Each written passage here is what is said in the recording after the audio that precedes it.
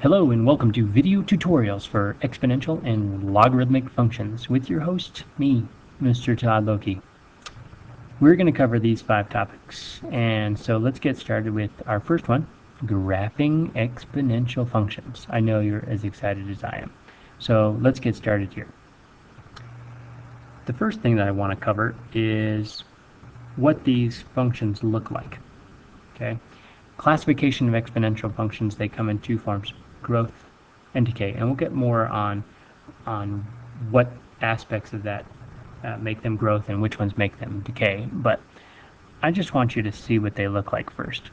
So we're going to start with ones where the leading coefficient is positive. That means that the overall equation is positive, and growth means it's going to grow up and getting steeper and steeper and steeper. Okay. On the other hand, decay is something that over time is getting chopped in half and half and half, or by a third, and it's approaching this horizontal asymptote, whereas in growth it's leaving it. But we could take this whole growth function and multiply the whole thing by negative, which would make all of the values of this sign negative, and so it would switch around that horizontal asymptote wherever it happens to be, and would look like this. So this is a growth function, okay, but it just has a leading negative, so it makes all the values negative. Notice that it's moving away from the x-axis or away from the horizontal asymptote in both cases. In decay, it's getting closer to that horizontal asymptote, where for our base functions will be the x-axis. So when you multiply that equation by a negative number, you're going to get something like this. So keep these 2 things in mind. Positive coefficients are up and then down, and negative leading coefficients are going to take those 2 things and switch them over. Okay, we're going to talk first about our base functions, and they are comprised of functions of the form ab to the x power, where a is our leading coefficient in the previous mini lesson. So we're going to take a look at these, and the key is recognize the type of function, do a quick in-out table, 2 values, get on with business, let's get this thing done. Alright, so we're going to make a quick in-out table, and we're going to do 2 values. We're always going to do 0. 0 into this term right here makes this 1 all the time, and so we get this initial value is 3. We call this number right here the initial value, just like the $27,755,000 price tag on our 2009 Toyota Tundra. The initial value there, this is our growth or decay factor. This is growth because 2 is greater than 1. If our b is greater than 1, we have growth. So let's put a 1 in for here. When I put in a 1, this term is 2, this is 3, so I have 3 times 2, which is 6. So let's plot those points. We get 0, 3, and 1, 6, over 1, up 6. So this is going to help us see that this is a growth function, and it's going up and away. So remember the pictures from the last one, and just sketch starting close to the axis there and getting steeper all the time until we're off the top of the page. Okay? Notice on the left here that it gets closer and closer but doesn't loop away, things like that. Here's another function, but you'll notice some differences in this one. So let's do a little in-out table really quick to compare the effects. In this case, b is less than 0, or less than 1. So b, it means that every time we go up 1 with x, we're chopping the previous number in half. So if I put 0 in, anything to the 0 power is still 1, so we get our initial starting value. But this one has a leading negative, so we're going to be the opposite of the function. We're going to look like this guy over here. Okay? So because this is decay, let's go ahead and do -1. This just means it's going to get bigger on this side. So when I get that, I'm going to have -3 times -1, or 1/2 to the -1 is going to actually make that 2, so this becomes -6.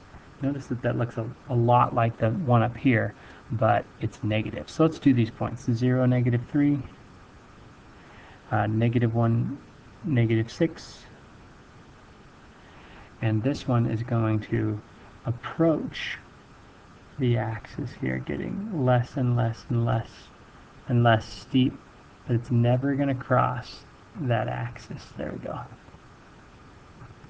Okay.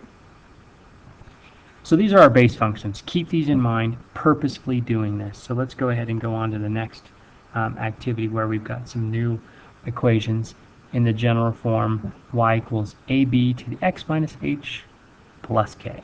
H and x are our famous shifting functions. We did the activity called families of functions, and we know that the h deals with it in terms of shifting left, right, and the k right here is up and down. So the first thing we're going to do is we're going to strip functions out of here. We're going to strip this down, we're going to remove the shifting, and we're going to write our base function as this. Just negative 2 times 3 to the x. Again, this is growth. It's going to look like this, but we're going to take that negative and it's going to flip it upside down with that negative, okay? So just keep that in mind. Okay, so we'll do a quick table of values here. Always starting with 0. That makes this value 1. Get our initial starting point. It's growth, so I'm going to do 1. This becomes 3 times negative 2. It's negative 6. Let's plot these really quick. 0, negative 2, and 1, negative 6. Notice that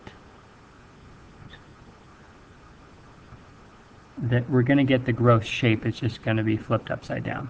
So I'm going to grab a squiggly line here because this is what this function looks like before we shift it. Okay. That being said, now we need to shift.